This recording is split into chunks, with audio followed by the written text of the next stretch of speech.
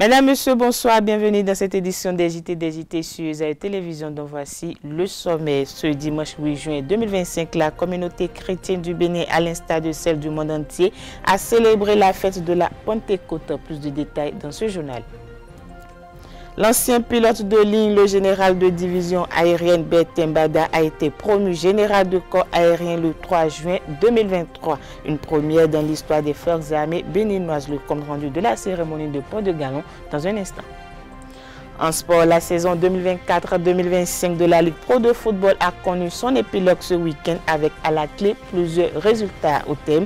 18 clubs ont été qualifiés pour la première division. Plus de précisions dans un instant.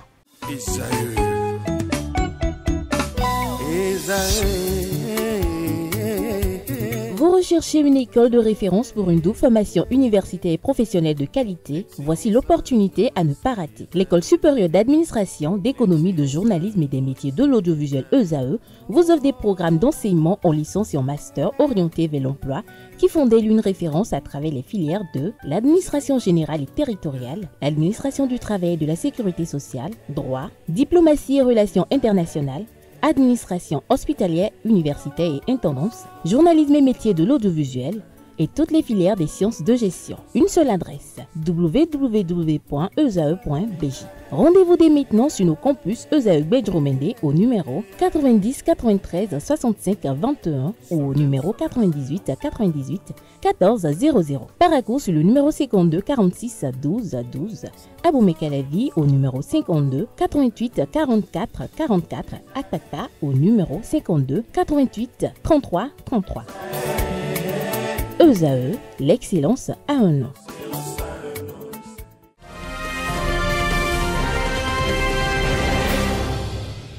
À nouveau, bonsoir. Merci de nous recevoir chez vous ce dimanche 8 juin 2025. La communauté chrétienne du Bénin, à l'instar de celle du monde entier, célèbre la Pentecôte. La fête de la Pentecôte célèbre la venue de l'Esprit Saint sur les apôtres le 50e jour après la Pâque. À cette occasion unique, le leader Mohamedou Adissidi a adressé un message non seulement aux fidèles chrétiens, mais a également formulé des vœux de paix pour les acteurs politiques béninois afin que chaque pas posé incite à la promotion du bon vivre ensemble. Notons que les communautés Khloa et Khwela ont également célébré ce week-end de la Pentecôte à Grand Popo, la 104e édition de la fête identitaire de Novitia. Le ministre des Enseignements maternels et primaires, Salman Karimo, a procédé au lancement officiel des épreuves écrites de l'examen du certificat d'études primaires de session de juin 2025 le 2 juin dernier au centre de composition de Kokpara dans la commune de Lokossa, département du Mono. Il sonnait environ 8h30 quand l'autorité ministérielle a remis une copie de l'épreuve de lecture à un candidat dans la salle numéro 4, procédant ainsi au lancement officiel des épreuves. Le ministre a rassuré les apprenants, le compte rendu dans cet élément. Les caprices de Dame Nature n'ont pas été un obstacle pour le déroulement des épreuves du certificat d'études primaires ici à Koudo, un arrondissement de la commune de Lokossa. Candidats, enseignants et tous les acteurs impliqués dans l'organisation de cet examen ont su braver les intempéries pour être très tôt dans l'enceinte du complexe scolaire Kopa, lieu retenu pour la cérémonie officielle de lancement des épreuves.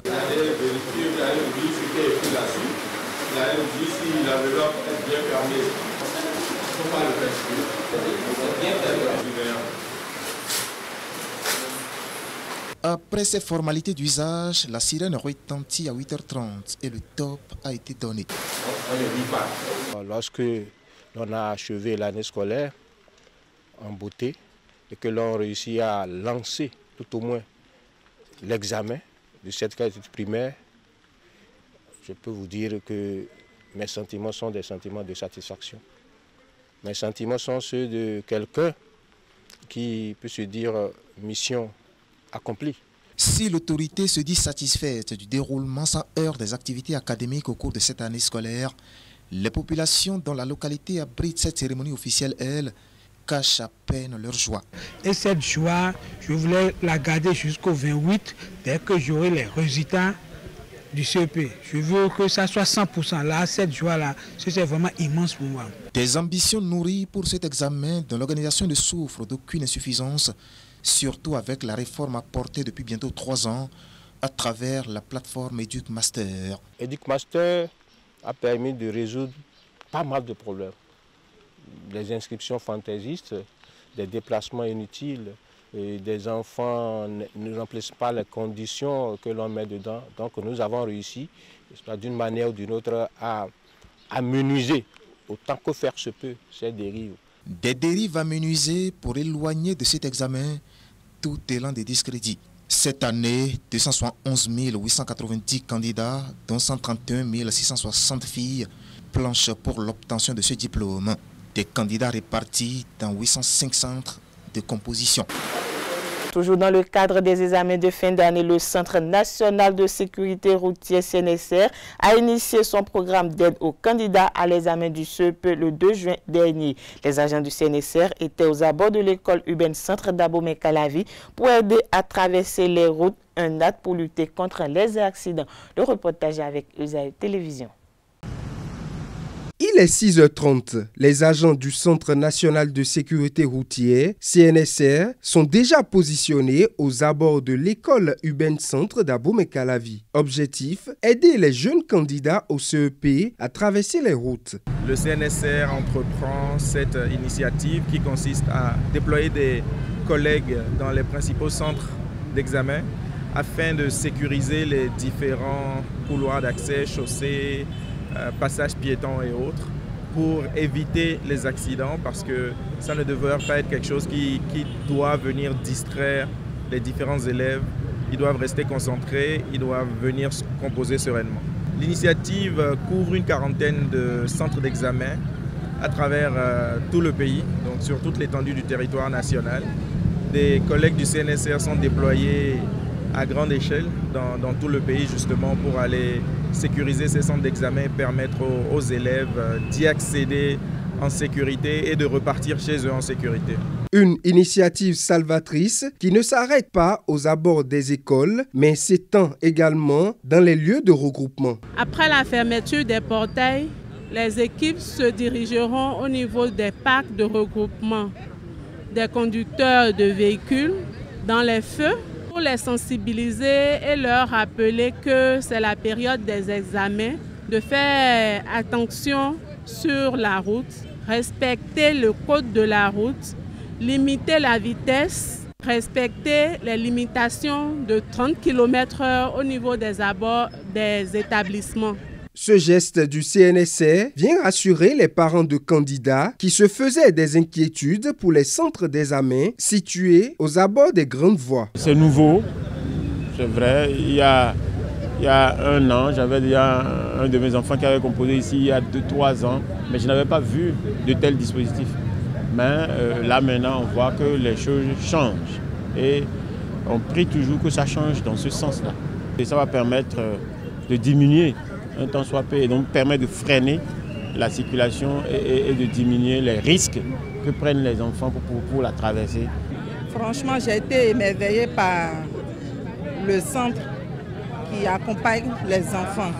Parce que sans eux, je ne sais pas, le calvaire des enfants, ils nous ont beaucoup aidés. Comme c'est une grande route, c'est pas très facile pour tout le monde, aussi bien nos grands, nous qui sommes de grandes personnes, que les enfants, de pouvoir traverser vraiment. Donc avec la présence de ces personnes-là, je vois que c'est beaucoup plus aéré et facile. C'est intéressant parce que ça permet à ce que les enfants puissent traverser facilement avec les parents. Les agents du Centre national de sécurité routière vont continuer dans cette tâche durant toutes les journées des différents examens. Un geste bien pensé qui élève davantage l'impact du CNSR dans la vie des populations. Je l'annonçais à l'entame de cette édition, l'histoire militaire du Bénin franchit un nouveau palier pour la première fois depuis la création des forces armées béninoises en 1952.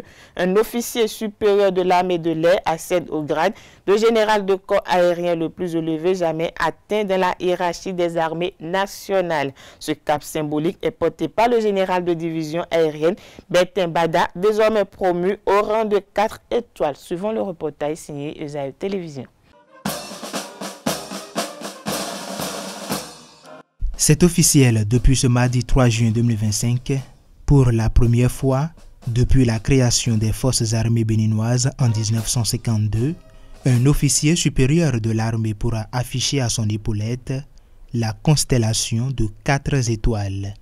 Il est incarné par le général de division aérienne Bertin Bada, désormais porté au grade de général de corps aérien. Du général de division aérienne Bertin Bada est promu au grade de général de corps aérien pour prendre rang pour compter du 1er avril 2025.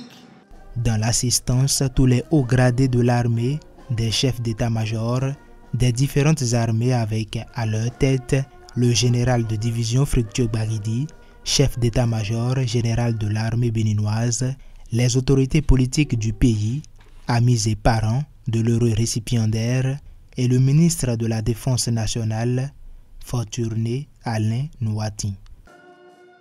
Ce moment inédit consacre le port de galon du général de corps aérien, plus haute distinction jamais accordée à un personnel des forces armées béninoises. La symbolique est forte et marque une évolution majeure dans l'institution militaire sous le leadership éclairé du chef de l'État. Le moment est historique. À la caserne militaire d'Alada, où s'est déroulée la cérémonie, une ambiance joyeuse avec en fond sonore la musique de l'armée. C'est ce dernier qui, au nom du chef suprême des armées, le président Patrice Talon, avec le soutien de son collègue de la justice, Yvonne Dechenou, va porter au général Bertin Bada ses 4 étoiles du général de corps aérien. Le général de corps aérien Bertin Bada, dans ses nouvelles attributions, reste humble et reconnaissant. Je perçois cette promotion comme une marque de confiance collective. Confiance du président de la République, confiance du haut commandement militaire, confiance de mes anciens chefs, de mes mentors. Je pense en ce moment à tous mes enseignants, mes instructeurs, mes compagnons d'armes, mes compagnons d'équipage. Je peux dire que tout ce monde-là ont d'une manière ou d'une autre forgé ou impacté ma trajectoire d'officier.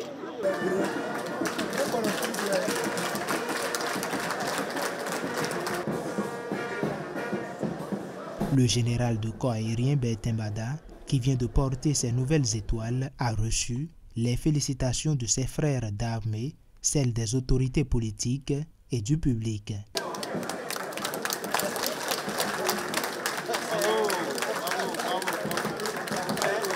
Ce militaire qui exerce depuis 2016 les fonctions de directeur du cabinet militaire du président de la République est un passionné de l'aéronautique. Il a connu une carrière atypique et cohérente et a occupé plusieurs postes de responsabilité. Précisons qu'il est pilote de ligne et ancien chef d'état-major de l'armée de l'air du Bénin.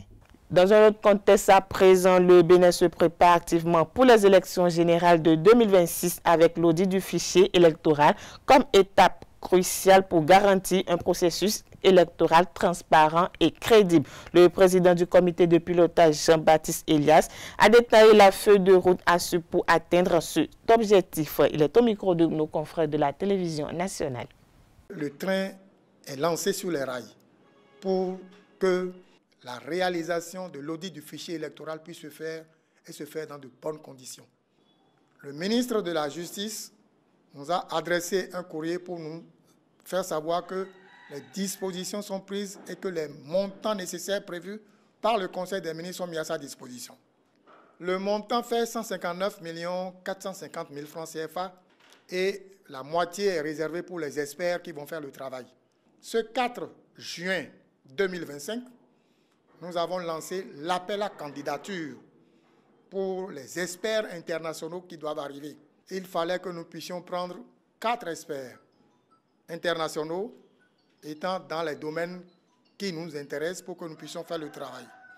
Il s'agit d'un expert en droit électoral, qu'on appelle expert légal, un expert en biométrie électorale, un expert en système d'information numérique électorale, puis un démographe statisticien.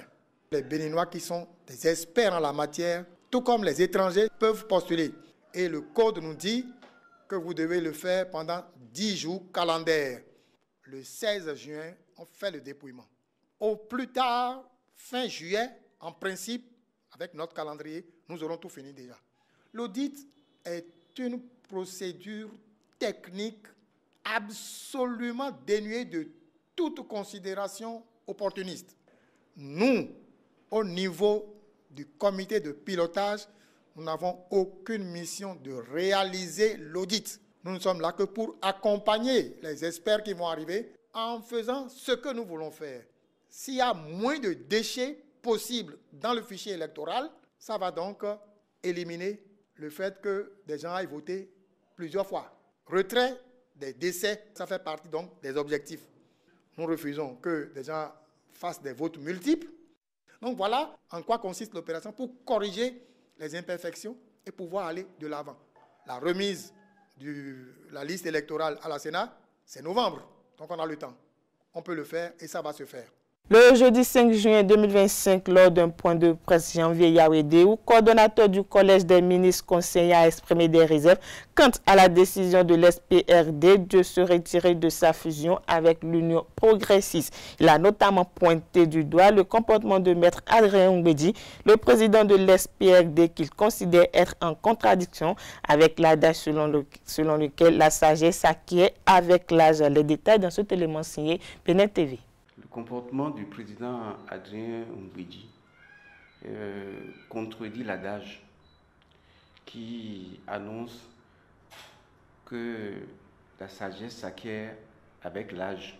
Et voilà Adrien Oumbédi qui est en train de renier pratiquement son propre engagement et sa propre signature. Mais moi je pense que le président Diogbenou devrait s'y attendre. Ça me rappelle la démission du président Oumbédi, qui à l'époque était Premier ministre du président Kérékou, qui démissionne du gouvernement juste parce qu'on a qualifié son poste de Premier ministre Bayor. De fâche, il démissionne. Avec tous les ministres et PRD de l'époque. Vous rappelez, la population de Porto-Novo s'était battue pour qu'Adrien Oumbédi soit le maire de Porto-Novo. Une fois élu, il trouve que le maire de Porto-Novo, ce n'est pas suffisamment honorifique à ses yeux et il abandonne et laisse le poste. Et voilà aujourd'hui Adrien Oumbédi qui est en train de rechercher des virgules, des points-virgules dans un document qu'il a lui-même signé. Et il va trouver tous les arguments possibles pour contredire son propre engagement. Voilà Adrien Oumbédi.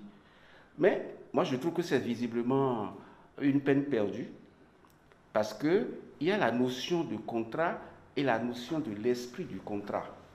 Dans les multiples actions du PRD sur le terrain, il n'a jamais été question de PRD à part et UP à part. Moi je pense que c'est déjà une jurisprudence, tout simplement.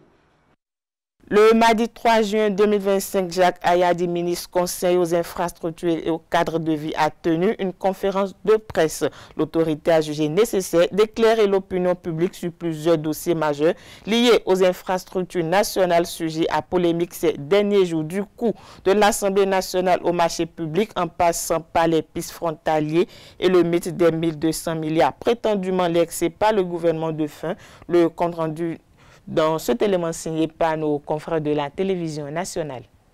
Ce projet de l'Assemblée nationale n'a pas coûté 78 milliards, même si le coût d'objectif est cela. Aujourd'hui, jusqu'à date, le montant engagé est de 59 milliards de francs CFA. Et il ne reste que le mobilier, la sonorisation, l'éclairage qui fera l'objet d'un autre marché. Contrairement à l'ancien régime, nous n'avons pas attribué tous les marchés au même moment en versant de l'avance de démarrage à tout le monde et en continuant le projet à sa perte comme ça a été fait. Nous avons eu une approche différente. Exécuter le projet phase par phase. La première phase a été la phase de la construction de gros œuvres. Et c'est ce point qui avait été fait en 2023. Et les gros œuvres sont finis avec l'entreprise CSCE pour un montant de 27 milliards de francs CFA.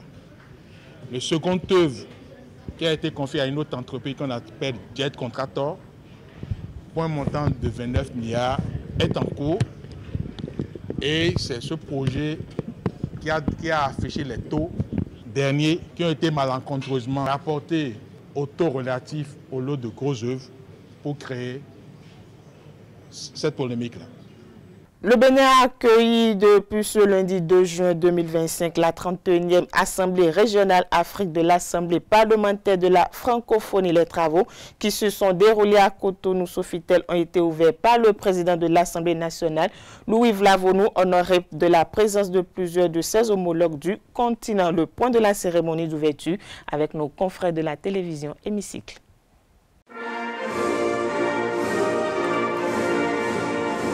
« 30 ans après avoir accueilli les chefs d'État et de gouvernement du monde entier pour le 6e sommet de la francophonie, l'hymne national du Bénin retentit à nouveau au nom de la francophonie sous ce dôme du Centre international de conférences, relooké et classé désormais à l'étendard de Sofitel Cotonou Bénin.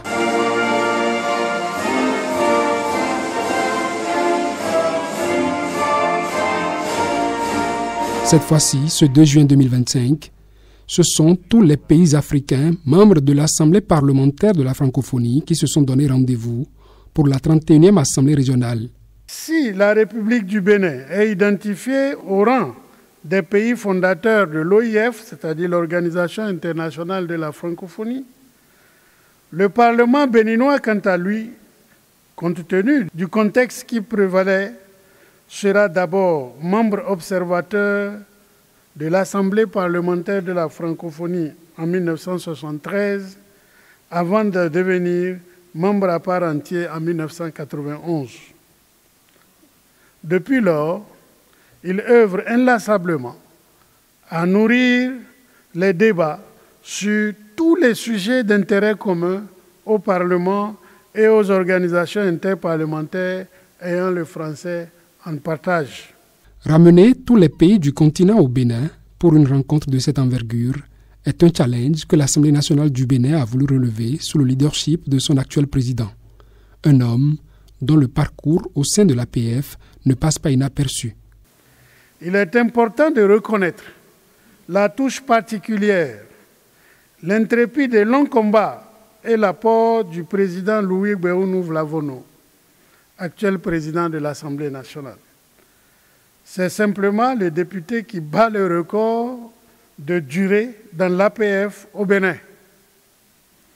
Sa longue expérience dans les arcanes des structures de l'APF, sa vision et sa détermination lui ont permis, une fois président de l'Assemblée nationale et membre du bureau de l'APF, d'insuffler, durant la 8e et la 9e législature, un dynamisme extraordinaire à l'APF dans notre pays et contribuer au rayonnement de notre organisation au plan international. Les assises de Cotonou ont à leur agenda des sujets d'un intérêt capital pour l'Afrique tout entière.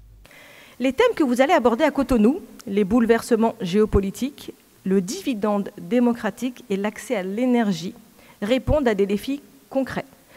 Des défis qui appellent à des réponses collectives, des visions à long terme et surtout une solidarité active. Comme en 1995, la francophonie sur le continent prendra de nouveaux repères à cette régionale. Le règlement intérieur de la région sera révisé. Le Bénin est une bonne terre pour la nouvelle semence. Le président de l'APF est confiant. Les fondements de la francophonie moderne, rappelons-le, ont dans une large mesure été conçus ici même au Bénin, dans un esprit visionnaire.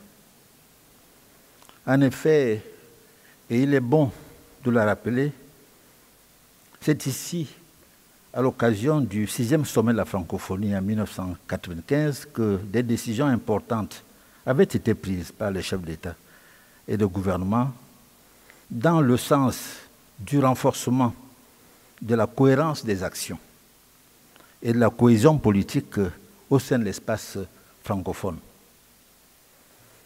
Comme vous le savez, le Bénin a écrit de belles lettres dans l'histoire de la francophonie en accueillant aussi de nombreuses réunions de l'Organisation internationale de la francophonie.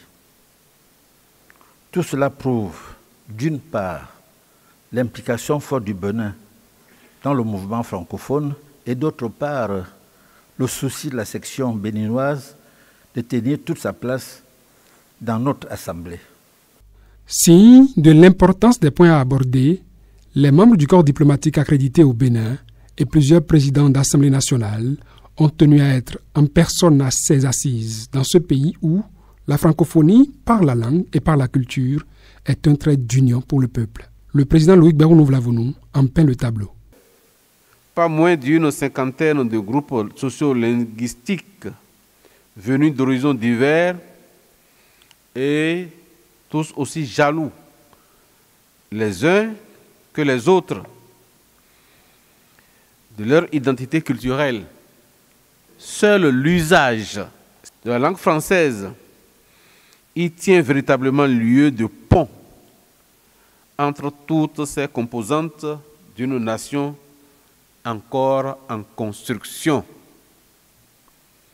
Par ailleurs, par le dialogue politique et la concertation, ce pays a su passer d'un régime de parti unique à une démocratie pluraliste, inaugurant au passage l'ère des conférences nationales sur le continent africain au début des années 90. Les pères fondateurs de la francophonie ont voulu d'elle un creuset de dialogue, une valeur à laquelle le Bénin reste attaché. Avec la rencontre qui démarre ce jour, un grand événement de plus donc, le Bénin devient incontestablement une référence et une borne inaltérable sur le chemin de la construction de cet espace de dialogue et de coopération auquel il demeure profondément attaché et qu'appelait de tous ses voeux le président Léopold Sédar Senghor de regretter mémoire et par ailleurs un des pères fondateurs de notre commune organisation et qui disait « Nous voulons que la francophonie soit non pas une machine à standardiser, mais un outil de dialogue et de compréhension mutuelle. » 3 jours attendent les participants pour réaffirmer également leur attachement à ces valeurs. 3 jours pendant lesquels le Bénin s'offre, dans toute sa diversité culturelle, à ses invités.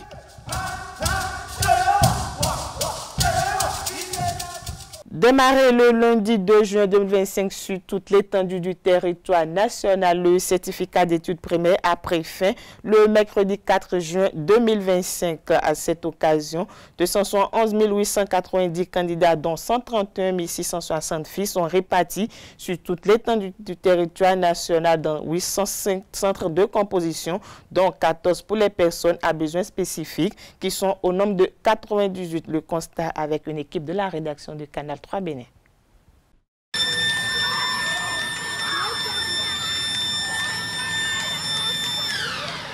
Il est 12 heures. Le certificat d'études primaires session de juin 2025 touche à sa fin au centre de Ménotin. Pendant les 3 jours de composition, 2 absences ont été enregistrées sur un total de 335 candidats inscrits. Pas de cas particulier, à part deux candidates qui étaient malades. Par l'aide de l'infirmière, on les a soignés, ils ont continué les épreuves normalement jusqu'à la fin. Hier au cours de la mathématique et aujourd'hui, mais c'est vers la fin de l'EPS que la candidate est tombée malade. Elle a déjà fini. Je vais remercier les autorités et qui ont pris toutes les dispositions pour le déroulement normal de l'examen de CEP 2025. Dans ce centre, 150 garçons et 183 filles ont planché. Ils disent pour la plupart avoir travaillé. Le principal problème pour eux se situe au niveau de l'épreuve de mathématiques. Le lundi, on a fait l'étude. L'étude expression écrite ES. Le mardi, on a fait mathématiques, dictée, couture. Et le mercredi, on a fait EPS. Moi, j'ai travaillé dans l'étude expression écrite EST. En EPS, on a fait grimper et la vitesse. Moi, en faisant vitesse, j'ai été la deuxième. Pour grimper, j'ai fait la moitié de la corde. Pendant les épreuves, c'est en mathématiques, j'ai eu des difficultés. Mais je crois que j'aurai mon CEP, car tout le monde a prié pour moi et tout le monde ici doit avoir son CEP. J'ai trouvé ces épreuves un peu faciles. Et je n'ai pas compris la mathématique. La mathématique était très difficile. En détail, je n'ai pas bien travaillé parce que les mots sont un peu difficiles. Il y a aussi des gros mots là. En vitesse, je suis le premier. La composition du certificat d'études primaires 2025 est ainsi terminée. Les regards sont désormais tournés vers le brevet d'études du premier cycle BEPC. La tournée nationale du président du Conseil économique et social, Conrad Baguidi, s'est poursuivie à travers les coordinations départementales. Le mercredi 4 juin a eu lieu le lancement des travaux de la première session extraordinaire du CES départemental du Koufou à Plahoué. Pour la circonstance, le président Conrad Baguidi était accompagné des deux vice-présidents de l'institution Razaki Amouda Issifou et Emmanuel Golou, ainsi que du Conseil national Stanislas Degbou. Le compte-rendu de la session avec Canal 3 Bénin. La réforme du Conseil économique et social a consacré la départementalisation de l'institution. La première session extraordinaire de l'année 2025 connaît donc la participation active des conseils départementaux. Les collines ont ouvert le bal de cette session. Il vous revient donc de vulgariser en synergie avec les autorités préfectorales, communales et locales, les lois, les règlements et décisions des institutions de la République. Une communication majeure a été faite à l'endroit des conseillers, des maires et des têtes couronnées invités à cette session. À partir de 1892, que tout le monde connaît ici, magnifique festival international, ça a relancé le Bénin, c'est beau. Et les rois ont commencé par fleurir. Si bien qu'il y a des gens qui disent, moi je suis roi de telle localité, tout le monde sait que je suis roi. Il n'y a pas de débat là-dessus. Mais dans le quartier d'à côté, mon cousin se lève pour dire que lui aussi il est roi, il me concurrence. L'image de nos chefs traditionnels est calvaudée. 2019, notre constitution, notre loi fondamentale telle que révisée, en son article 151.1 dit que la chefferie traditionnelle est gardienne, elle est garante des us et coutumes. Cette réforme qui ouvre la voie à la participation des citoyens à la base à la vie de l'institution apporte une touche innovante dans son fonctionnement. Pour nous, le chantier est grand et nous devons travailler à ce que nous puissions passer dans toutes les communes, dans tous les arrondissements pour expliquer aux populations le contenu des lois qui sont votées et des décrets qui sont pris au niveau du gouvernement. C'est une nouvelle page qui s'ouvre pour le Conseil économique et social qui entend impacter positivement les populations. En tant que jeunes acteurs politiques, ils ont décidé d'initier une réflexion profonde sur leur rôle dans le rayonnement de l'Union progressiste Le Renouveau et le développement du pays. Deux engagements fondamentaux orientent l'initiative qui prend corps en ce jour. L'engagement électoral et la conscience panafricaniste. L'échéance électorale de 2026 ne constituera pas une simple étape du processus démocratique de notre pays, mais un tournant décisif pour l'avenir de notre parti. En choisissant de vous outiller, de vous aguerrir autour des défis liés à l'année électorale de 2026, vous prouvez que vous n'êtes pas de simples spectateurs de la vie politique nationale, mais bel et bien, vous êtes des acteurs stratégiques. Pour accomplir leur mission, les jeunes Union progressiste Le Renouveau du Zou misent sur la conscientisation citoyenne, la transmission des idéaux de leur parti et la remobilisation des militants. J'ai pris bien note de votre engagement. Je vais transmettre à qui de droit. Et je suis sûr, je suis confiant que cet engagement sera tenu chaque fois que l'occasion va se présenter. Ce que vous êtes aujourd'hui, il vous faudra l'être demain, avec encore plus de ferveur, plus de discipline et plus d'intelligence politique. C'est révélateur de ce que nous avons un leader, un président fort, le président de la République, derrière qui nous sommes unis. Et quand je passe comme ça, on est assuré que la relève est fortement assurée. Une relève assurée grâce notamment à des jeunes de l'Union progressiste Le Renouveau qui rejettent l'inaction et l'immobilisme pour réaffirmer leur engagement aux côtés de leur leader, le président Patrice Talon. Parlons distinction à nouveau dans cette édition en reconnaissance de leurs engagements au service de la diplomatie béninoise. 15 cadres du ministère des Affaires étrangères ont été élevés à divers grades des ordres nationaux au cours d'une cérémonie officielle présidée par la professeure Dandi Nyamou. Le point de la cérémonie de distinction avec Canal 3 Bénin. Le gouvernement du Bénin met en lumière ces quelques fonctionnaires du ministère des Affaires étrangères. Ils sont couronnés au grade de chevalier, pour certains dans l'ordre national, pour d'autres dans l'ordre de mérite et pour la troisième catégorie dans l'ordre de mérite social. La République salue ainsi le sérieux de leur parcours et le service désintéressé en faveur de la nation. Aujourd'hui, la grande chancellerie honore des femmes et des hommes qui incarnent l'excellence au service de l'État. Ces décorations vous honorent, mais elles vous engagent aussi.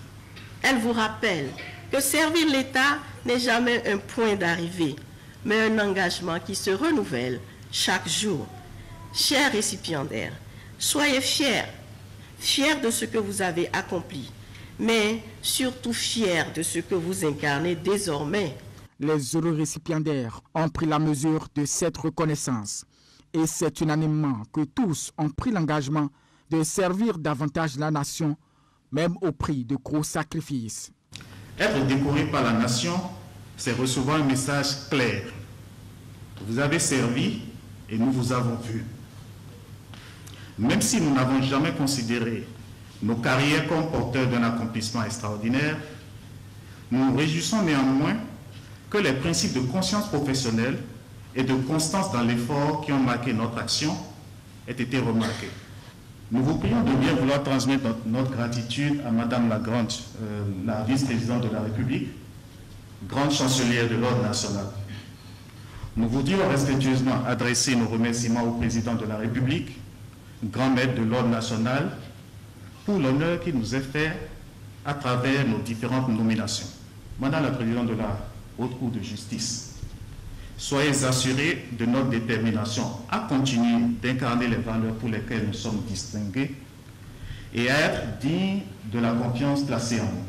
C'est à la limite un nouveau départ pour ces agents du ministère des Affaires étrangères qui devront travailler à maintenir haut le flambeau. Ils deviennent ainsi des modèles aux autres fonctionnaires appelés à servir et à servir encore la République. Dans un autre contexte à présent, la Société béninoise de philosophie Sobefi a procédé au lancement du livre intitulé « Paulin Routondi ou l'impossible fin ». C'était le jeudi 5 juin 2025 dans la salle de conférence de la mairie de Cotonou aux côtés d'universitaires et de personnes de divers ordres. Le point dans cet élément signé Esaïe Télévision. Paulin Routondi ne peut pas être mort. Il ne pouvait mourir et de fait, il n'est pas mort. Paulin Routondi ou l'impossible fin. Avec cette œuvre, la Société béninoise de philosophie Sobefi célèbre ici son premier président. En 319 pages, le livre retrace essentiellement des essais et des témoignages. Cet ouvrage pose très modestement les jalons de ce vaste et ambitieux projet de valorisation critique. Il est le produit d'une volonté et d'un engagement que les membres du bureau exécutif national de la Sobefi ont manifesté quelques jours seulement après l'inhumation de celui qui était le tout premier président de cette société. L'ouvrage comprend essentiellement 2 parties. La première regroupe 12 essais et la seconde une demi-douzaine de témoignages. Mais il y a une 3e partie qui ne dit pas son nom. C'est un appendice bibliographique qui dresse un répertoire de la production scientifique de Paulin Moutonji. Écrit sous la direction de Désiré Médeillon, Vincent Ayena et Gadabel Didet, ce livre rend hommage à un homme de science qui a su marquer les esprits. C'est un bonheur d'être témoin d'une manifestation organisée en l'honneur du professeur Moutonji. Et c'est un bonheur d'avoir des étudiants de la trempe de ceux qui nous réunissent ici. Parce que aucun salaire ne vaut cette reconnaissance-là. Aucun salaire ne vaut cet honneur-là. Le professeur Moutonji, c'est une mémoire extraordinaire. C'est une mémoire extraordinaire. C'est une mémoire construite. Et vous savez, en l'écoutant, vous comprenez que les moutons sont ensemble, mais qui n'ont pas le même prix. Pour la mairie de la ville de Cotonou, qui accueille la cérémonie de lancement de cette œuvre, il s'agit d'une action à encourager. C'est une très bonne chose.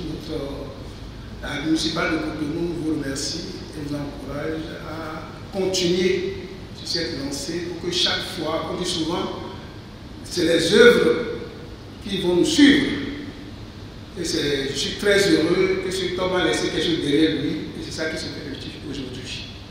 Donc je tiens à vous dire merci. Des membres de la Société béninoise de philosophie, des anciens étudiants du professeur, des collègues, des amis et d'autres personnes de son entourage n'ont pas manqué de laisser leur souvenir de l'homme dans cette œuvre. Protestant méthodiste, il fut protestation sublimée et policée contre tout ravalement aux instincts de l'homme. Refus de l'impossible, ce rebut parfois si candide, si fatalement humain, généreux et oublieux des limites. Mes souvenirs m'étouffent. Qui peut oublier cette concentration volcanique forte de chair et d'esprit, qui s'offre au combat sans bouclier et croit joyeusement que l'esprit reste en œuvre. Il faut le rappeler, Paulin Moutonji est décédé le 2 février 2024 à Porto-Novo à l'âge de 82 ans. Cette édition se poursuit. Le navire Great Cotonou a fait sa première escale au port autonome de Cotonou. C'est l'un des plus grands navires commerciaux qui mouille les quais du port autonome de Cotonou. Il est un hommage à la ville de Cotonou pour son port clé dans les échanges maritimes et le développement économique de l'Afrique. À bord se trouvent différents types de marchandises tels que des camions, tracteurs, voitures, etc. et des conteneurs. Great Cotonou navigue entre l'Asie, l'Amérique, l'Europe et l'Afrique. Les détails sur son inauguration dans ce élément réalisé par nos confrères de Canal 3 Bénin.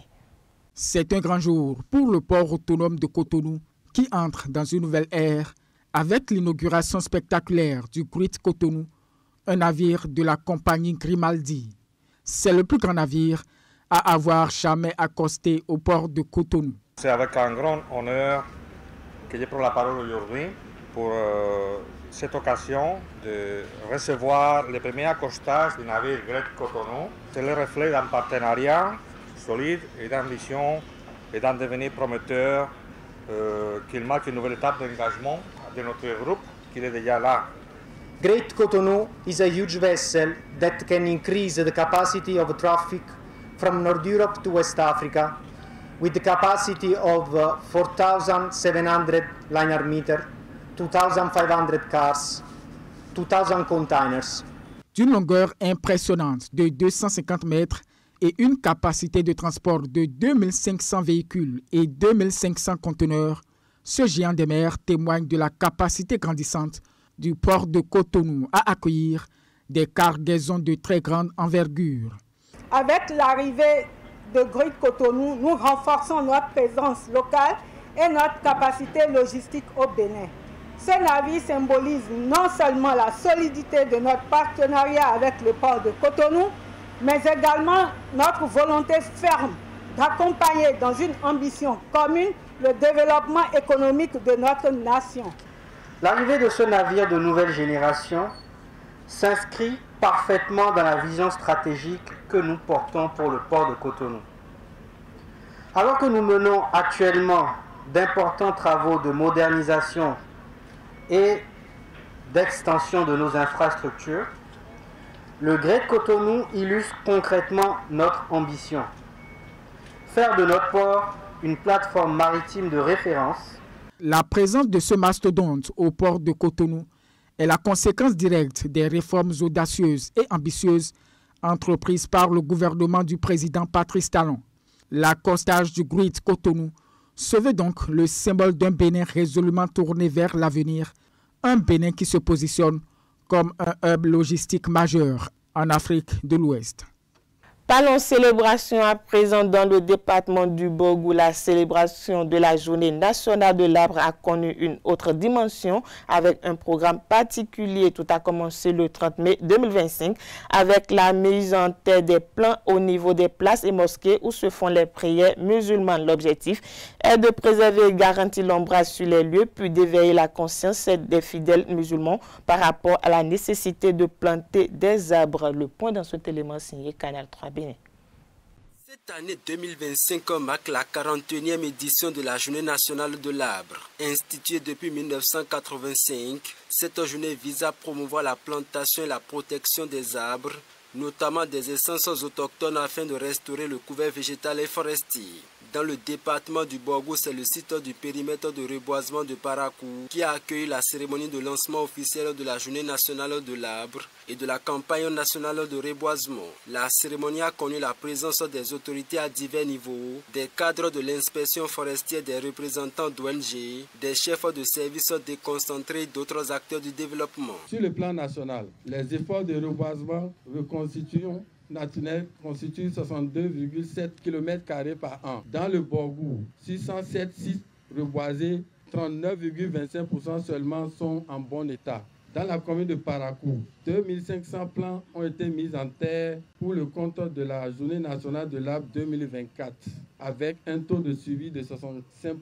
La Journée de l'arbre est l'occasion de sensibiliser la population à l'importance des arbres. Et malgré les efforts de reboisement consentis depuis quelques années pour restaurer notre biodiversité, des défis restent à relever selon le chef de l'inspection forestière du Borgou, le conservateur de première classe Léon Fantondi. C'est vrai, ces 10 dernières années, les efforts ont évolué vers 450 hectares en moyenne l'an. Mais quand on prend la moyenne sur les 40 ans, nous sommes à 254 hectares l'an, contre un taux de déforestation de 1,4%. Faisons de nos enfants des ambassadeurs des forêts pour un Bénin plus vert. C'est le thème de l'édition 2025 de la Journée nationale de l'arbre. Un thème assez évocateur selon le préfet du Borgou. Le thème choisi dans le cadre de la présente édition est évocateur. Il met en exergue le rôle capital des générations montantes dans la préservation des forêts et notre devoir de les préparer à assurer la continuité dans la transmission de cet héritage précieux. Chers enfants, vous êtes l'avenir de notre pays et constituez les graines d'un Bénin plus verdoyant. En vous faisant ambassadeurs des forêts, nous vous confions la mission de protéger nos arbres, de sensibiliser vos camarades, vos familles sur l'importance de la nature et d'adopter des gestes éco-citoyens au quotidien. Notons qu'à l'occasion, 2000 plants composés de ceiba et de kaya ont été mis en terre sur le périmètre de reboisement de Parakou sur une surface de 5 hectares. Des plants ont également été mis en terre sur le site administratif de Beyerou. Parlons toujours environnement. L'association des spécialistes en environnement du Centre interfacultaire de formation et de recherche en environnement pour le développement durable a participé à la célébration de la Journée mondiale de l'environnement organisée le 4 juin 2025 par le système des Nations Unies en collaboration avec le programme des Nations Unies pour le développement PNUD. Une participation active et riche en connaissances.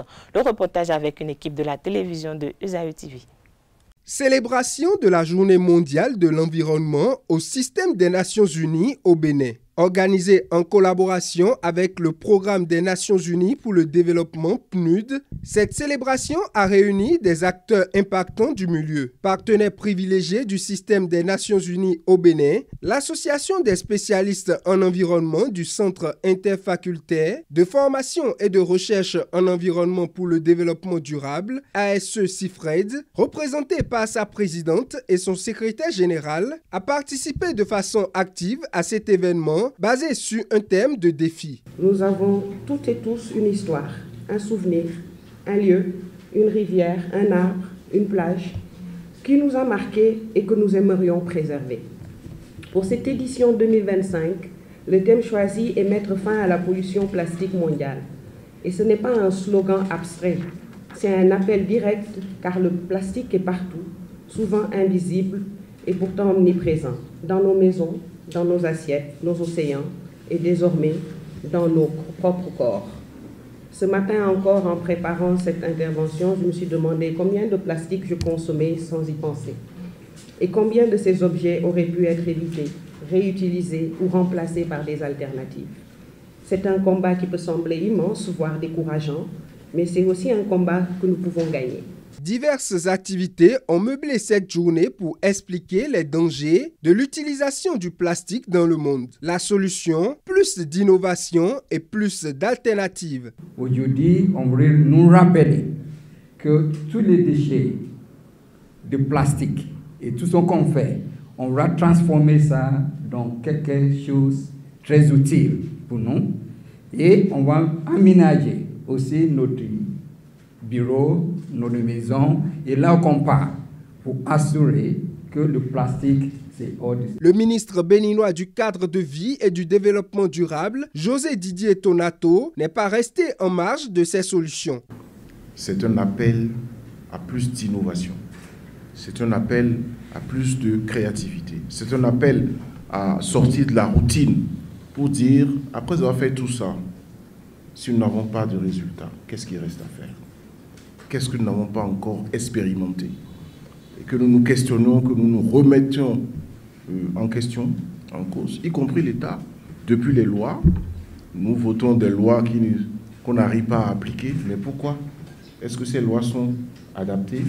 Et surtout, de se dire, vous l'avez dit, que c'est le geste de chacun individuellement, y compris l'éducation depuis la maternelle, qui nous permettra de sauver la planète et donc de vaincre les sachets plastiques. Le système des Nations Unies, par cette célébration, a rappelé l'importance de préserver l'environnement pour les générations futures. Action que s'évertue à faire l'ASE CIFRED, qui va célébrer la Journée mondiale de l'environnement le 12 juin prochain à travers un riche programme. Célébration à présent, la communauté musulmane du Bénin, à l'instar de ceux du monde entier, a célébré le vendredi dernier la fête de la Tabaski, une fête dont la tradition implique l'immolation d'un mouton. Que comprendre de cette célébration et quelle en est l'histoire? Plus de clarification avec El Hadj Bachir Olassisi, islamologue et professeur de la langue arabe. Il s'exprime au micro d'une équipe de la rédaction de Esaü TV. Le sens de la fête de la Tabaski, tout d'abord, elle découle de l'histoire de notre prophète Abraham alayhi salatu wassalam, et qu'Allah subhanahu wa ta'ala a éprouvé par plusieurs manières. L'a éprouvé lui-même, l'a éprouvé par sa femme, par son fils, et qui a finalement réussi à l'examen de Dieu et qu'il est sorti victorieux, gagnant. Allah subhanahu wa ta'ala, tout comme a immortalisé ce jour et qu'il a rendu pour nous une adoration. Cela rentre dans le cadre de ce que le Coran nous a dit.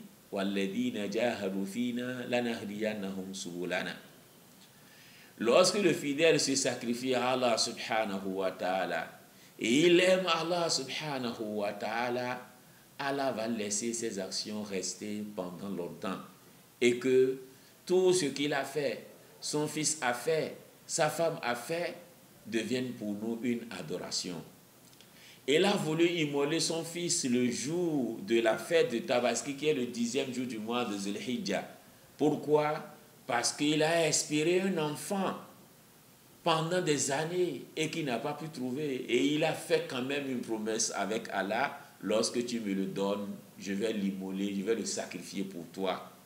Mais lorsqu'il a vu, il a retrouvé un bébé, il a oublié un peu sa promesse.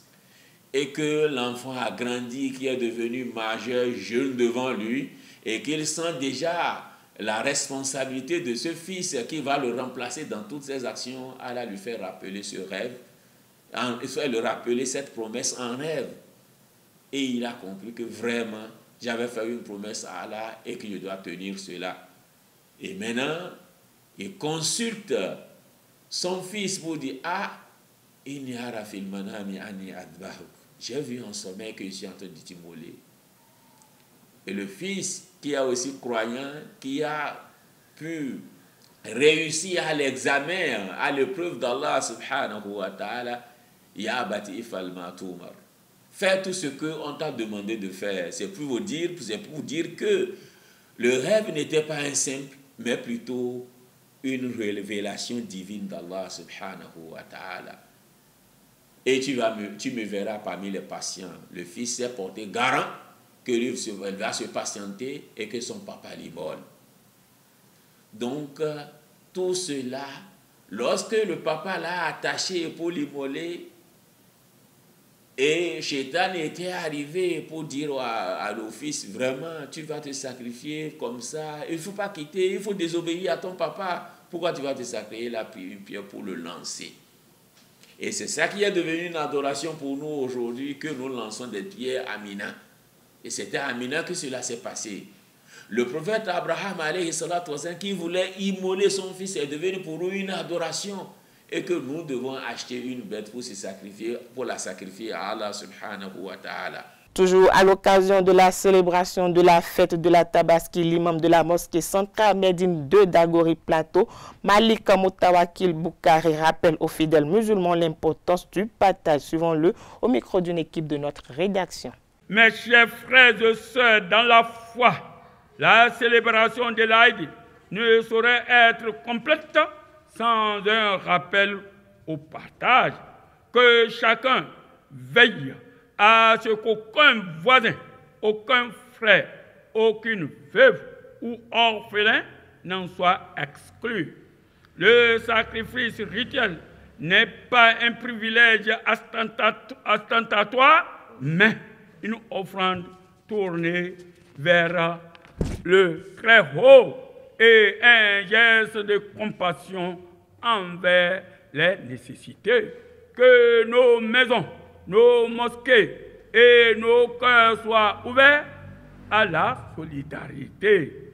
Je termine ce message en implorant Allah, le très miséricordieux, d'agréer nos prières, nos sacrifices et nos bonnes œuvres, qu'il raffermisse notre foi, bénisse nos familles, protège notre jeunesse, éclaire nos dirigeants et enveloppe le Bénin de sa paix et de sa prospérité.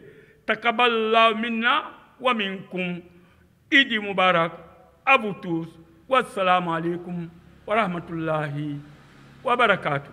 Wa alaikum salam wa rahmatullahi wa barakatuh. Sport dans cette édition à présent pour boucler encore quelques jours et les rideaux seront tombés dans le cadre de la saison 2024-2025 de la Ligue Pro du Bénin.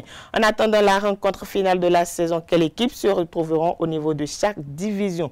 Suivons le point dans cet élément réalisé par nos reporters sportifs. 34e journée de la Ligue Pro du Bénin. Une fin de saison riche en émotions. La saison 2024-2025 a livré son verdict dans les différents groupes au terme d'une ultime journée haletante. 18 clubs qualifiés au titre de la première division. Dans la poule A, Dadje FC, US Cavalier, Lotopopo FC, Espoir FC, Hodio FC, Damissa FC, Dynamo FC d'Abomey, Buffle FC et Banigansé FC ont réussi à prendre le dessus. Au niveau de la poule B, Coton FC, AS Sobemap, Dragon FC, Ayema FC, USS Krake, Asvo FC, AS Cotonou, JS Poubet et Aspac FC discuteront lors de la prochaine saison, la D1. Moment fort de la 34e journée. Real Sport a arraché son maintien dans l'élite in extremis, évitant la descente en 3e division et laissant AS Tonnerre prendre sa place. Avrancourt Omnisport n'a pas su inverser la tendance et jouera en Ligue 2 la saison prochaine. Les Panthères en grande difficulté cette saison quittent également la première division. Au niveau de la deuxième division, nous retrouverons Panthère FC, Beke FC, AS Takounais, Abeille FC, Boa FC, Dynamique FC, Dynamo de Parakou, Real Sport, AS Police, Adidja FC, Avrankou Omnisport, Sitatunga FC, Requin FC, Jacques, Aziza et Étoile Filante. AS Tonnerre et la jeunesse sportive de Ouida sont relégués en 3e division. En attendant la bataille entre Dadje FC et Coton FC qui discuteront la grande finale pour le titre, le rendez-vous est pris pour la saison en 2025-2026 avec des chocs attendus, des derbys bouillants et une lutte acharnée pour le titre. Parlons à présent des résultats des matchs comptant pour la 34e journée de la Ligue Pro de football saison 2024-2025. Aspac FC et Dadje FC se sont quittés sur le score de 1-2. Même score pour Takounais FC, Real Sport Asvo, Sobemap 1-0. Ayema FC, Sitatunga FC 3-0. Coton FC, AS Police 2-1. Dragon FC, Dadje FC 2-0. Même score pour Banigans FC face à Audio FC 2-0 pour Étoile Filante et Adidja FC. Dynamo d'Abomey et Boa FC se sont quittés également sur le score de 2-0. Par contre, la GSP face à Avrankou Omnisport se sont quittés sur le score de 3-1. Requin FC se sont quittés sur le score nul et vierge 1 but partout. Dadje FC, Buff FC 0 but partout. Même score pour Damis FC, Abel FC 0 but partout. Espoir de Savalou et Cavalier se sont quittés sur le score de 1-0. Même score pour Panthère FC face à AS Tonnerre. L'Autopopo FC et face à la Dynamique FC se sont quittés sur le score de 0-1.